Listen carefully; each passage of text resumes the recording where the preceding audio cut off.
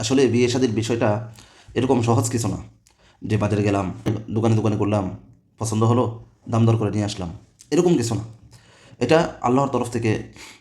আমি যদি ভালো চাই, আমি যদি এরকম মেয়ে চাই, যে মেয়েটা আমার জন্য ভালো হবে, নামাজি হোক, পর্দাশীল হোক এবং সে আমাকে মানবে, এরকম মেয়ে যদি আমি পেতে চাই, তাহলে অন্ততপক্ষে আমার নিজেরও ওইরকম হতে হবে। আমি নামাজ পড়লাম না, আমি রোজা রাখলাম না, আমি দিন মতো চললাম না, শরিয়া মতো আমি চললাম না, কিন্তু আমি চাইতেছি ভালো একটা মেয়ে আমার ঘরে আসুক, যে নামাজ পড়বে, যে দিনদারি হবে, যে কোরআন তালাওয়াত করবে, এরকম মেয়ে আমার ঘরে আসুক।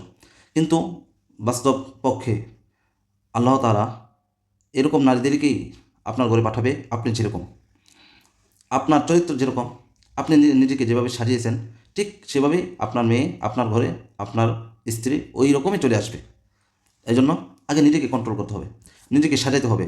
আপনি নিজে নামাজ পড়েন না, আপনি কীভাবে মনে করেন যে আপনার ঘরে এরকম একটা মেয়ে আসুক যে নামাজ পড়ে?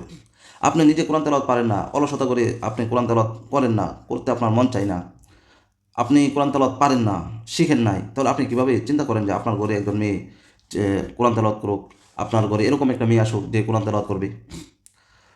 অনেক ক্ষেত্রে অনেক ভাই বোন এরকম বলে যে যে আমি এরকম একটা মেয়ে চাই যে আমার অগোছালো জীবনটা যেন সে যেন আমাকে পরিবর্তন করে যায়, আমার অগোছালো জীবনটা সে যেন আমাকে পরিবর্তন করে দেয়।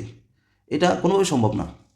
রাসূল সাল্লাল্লাহু আলাইহি সাল্লাম তার মেয়েকে বলেছেন যে, হে ফাতেমা, তুমি এরকম মনে করবা না যে তোমার বাবা রাসূল বা তোমার দুই সন্তান বেহেশতের যুবকদের আইডল হবে, যুবকদের সর্দার হবে, বা তোমার স্বামী হযরত আলী রাদিয়াল্লাহু তাআলা আনহু, এরকম মনে করে তুমি তোমার আমল ছেড়ে দিবা না।